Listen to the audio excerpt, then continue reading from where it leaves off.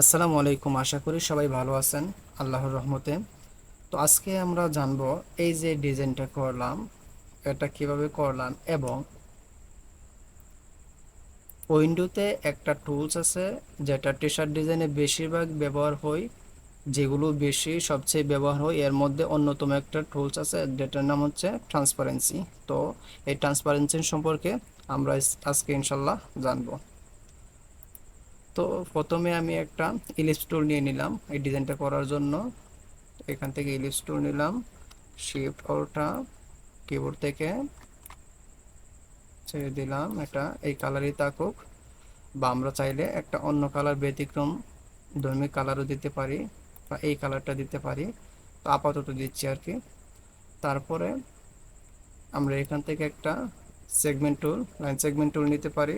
একটা শিফট টেনে ধরবো, তারপরে আমরা টানবো, তাহলে কি হবে, এটা সোজা হয়ে যাবে।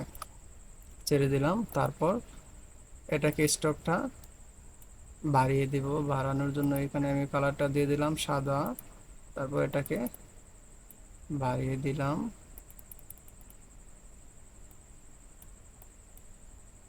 আমরা এটাকে আর একটু কমিয়ে দিই। আচ্ছা, ঠিক আছে।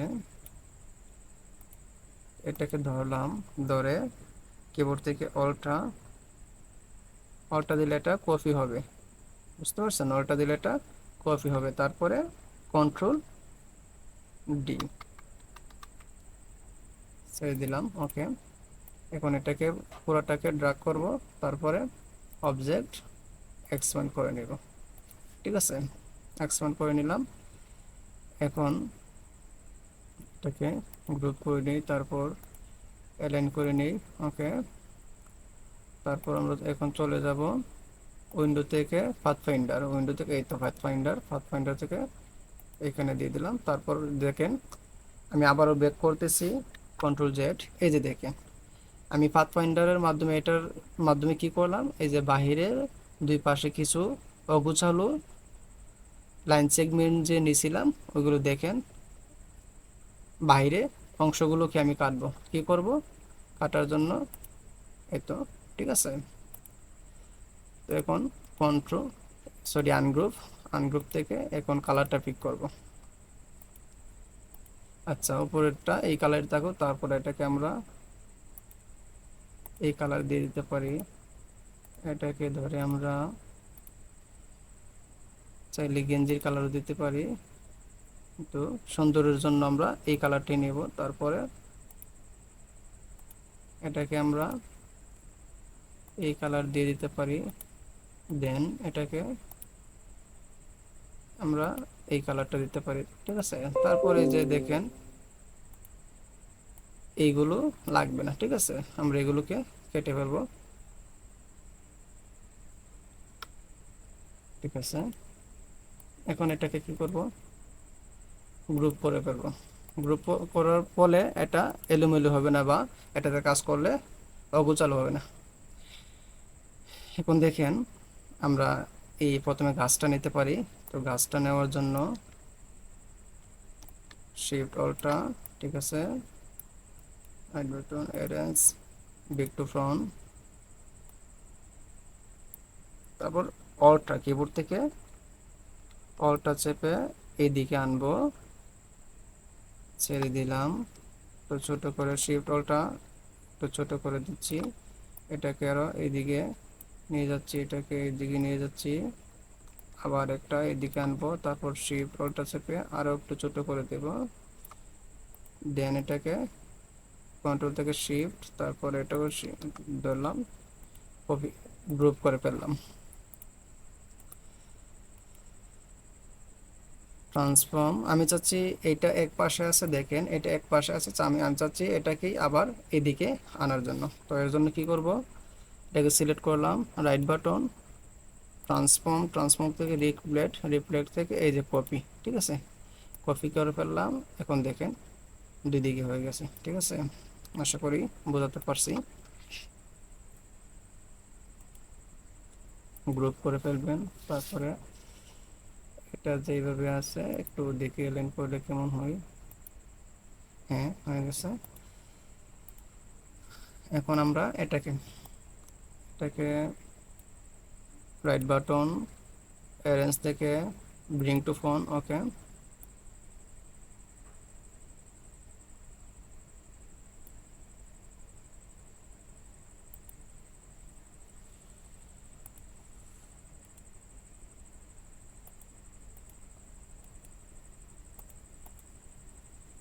তো দেখি কিভাবে করলে হয়। তো এটাকে আমরা এইভাবে নিয়ে গেলাম।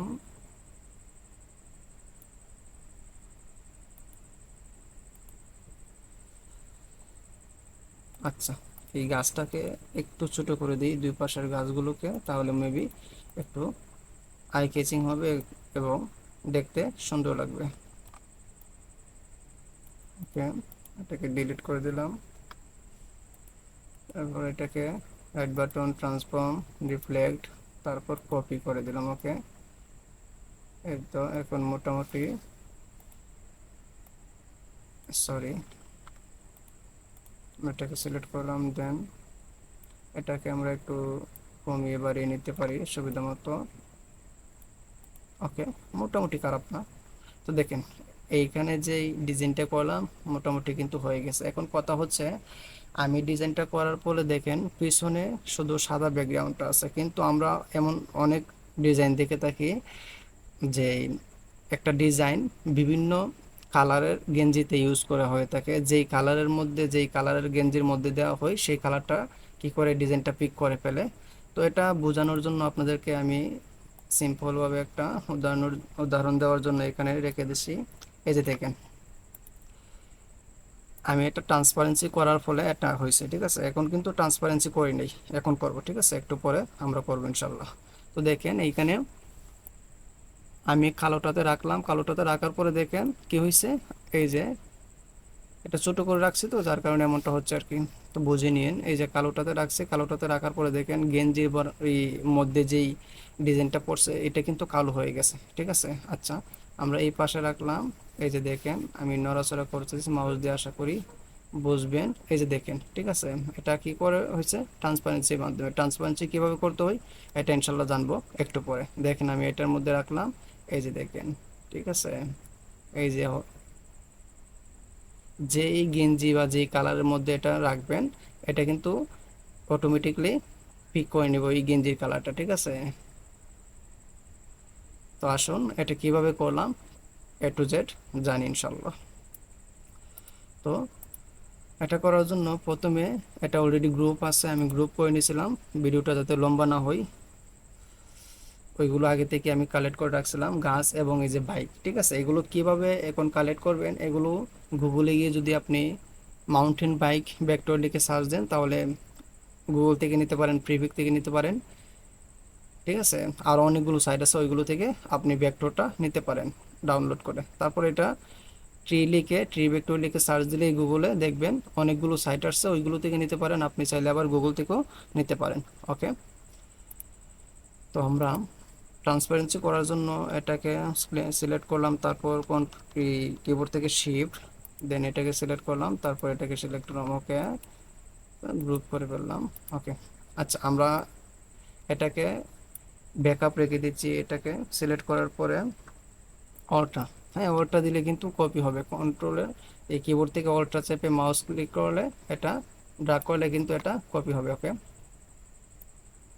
আমি এটা ব্যাকআপ হিসেবে রেখে দিচ্ছি। তো এটা কিন্তু আমি অলরেডি গ্রুপ করে ফেলছি। ওকে, এটা কন্ট্রোল এক্স দিয়ে আমি কাট করে নিলাম। তারপর এই যে আমরা এখন ট্রান্সপারেন্সি করব, ট্রান্সপারেন্সি করার জন্য কি করলাম, প্রথমে সবগুলোকে গ্রুপ করলাম, দেন কন্ট্রোল এক্স দিয়ে কাট করলাম। এখন উইন্ডো থেকে ট্রান্সপারেন্সি, দেখেন এই তো ট্রান্সপারেন্সি। ওকে, তো এটাকে ক্লিক করলাম, ঠিক আছে। এখন কিন্তু দেখেন এইখানে কিন্তু কিছু নাই, ঠিক আছে। যেই মাত্র আমি এখানে ক্লিক করলাম, এই তো দুটো অপশন আসছে। কয়টা অপশন আছে, দুইটা। তো আমরা এটাতে অপশন, এটাতে আমরা ক্লিক করছি, এটা শো করতেছে, ঠিক আছে। এখন আমরা এইখানে ক্লিক করব, ডবল ক্লিক করব। ডবল ক্লিক করার পরে এই যে দেখতেছেন এখানে ক্লিপে একটা টিক চিহ্ন এই দেওয়া আছে, এটাকে আমরা তুলে নিব। দেন এইখানে ইয়াটা রেখে মাউসটা রেখে আমরা, বা মাউস আপনি যেখানে রাখতে পারেন সমস্যা নেই, এটা কিন্তু সিলেক্ট হয়ে আছে, ঠিক আছে। তো কন্ট্রোল এফ, ঠিক আছে। এই যে দেখেন কিছুক্ষণ আগেও সাদা ছিল, কিন্তু এখন কন্ট্রোল এফ দেওয়ার পরে, কন্ট্রোল এফ মানে কি, এটা আপনার সামনে বা ফ্রন্টে এটা ফেস্ট হবে, ঠিক আছে। তো এটা আমরা করে নিলাম। দেন এখন কিন্তু আপনার কোনো কিছু কাজ করবে না, কিন্তু এই এখন যদি এইখানে একটা ক্লিক করেন, আপনি দেখছেন কাজ করতে পারবেন, সব কিছু নড়াচড়া করতে পারবেন। আচ্ছা, এখন বাইরে, সরি, পিছনে সাদা ব্যাকগ্রাউন্ড আছে বলে সব কিছু সাদা দেখাচ্ছে, ঠিক আছে। কিন্তু